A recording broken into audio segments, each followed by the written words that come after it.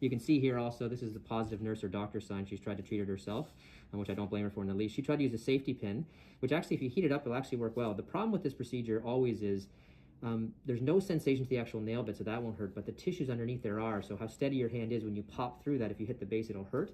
If you can keep it just above, it won't, but that's always the issue. So what we're going to try and do here is put burr holes in at the base of the needle, at the base of the actual nail. The problem being is this has been now how many days since we did it? Tuesday, so it's been... What are we now, 3 days? Two days. Yeah. So the problem we'll get into is it can clot, and then obviously we don't get as much drainage from it. We should probably try, because you can see, you can probably appreciate it's swollen up through here.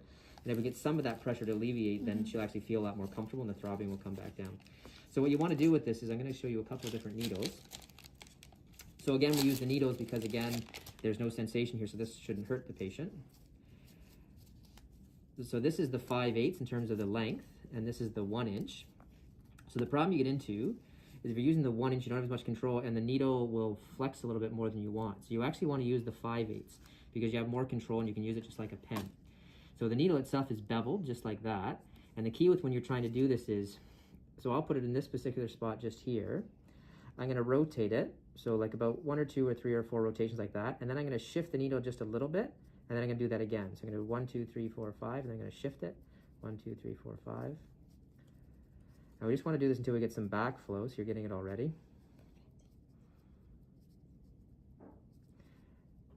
And here what I want to do is just change the angle a bit, so I can try to widen that without actually hitting the actual matrix underneath that'll be uncomfortable for us. That's okay?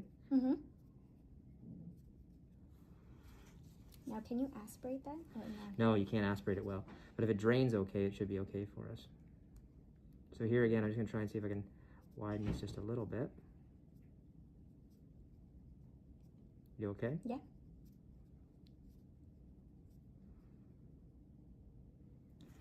So what I'm going to do is I'm going to let that one drain a bit.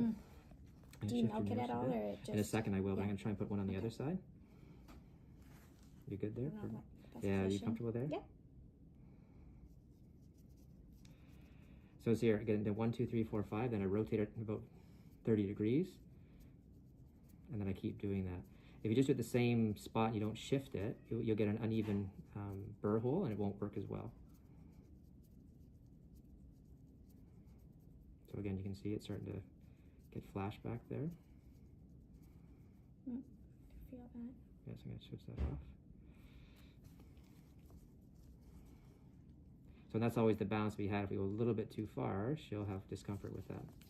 No, not bad, just... Yeah, just you're aware of it. That's what I'm saying. That's why it's going to get you too hard if you slam it in, then it's uncomfortable for it. And that's always the problem when we're doing... Or even cause more bleeding. Yeah.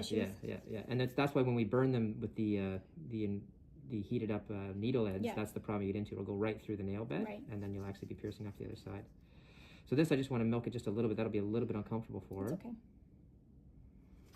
And then essentially what we want to do is, now that we have these openings that are there, I'm going to have her go home and then rinse this under warm water because we want that to continue to bleed. Okay. Because it's going to secondarily clot for you. Right. So she'll just do that at home, then hopefully the pressure, you can even